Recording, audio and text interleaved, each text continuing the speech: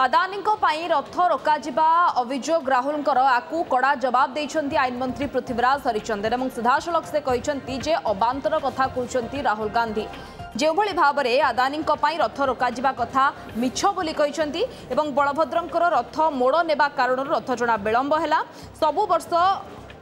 2 दिन में रथ लगे उभय कांग्रेस और बीजेडी मिछ प्रचार करुछंती कांग्रेस संविधान हत्या करथिबा दल एबे नाटक करुछि बोली कहछंती पृथ्वीराज हरिचंदन।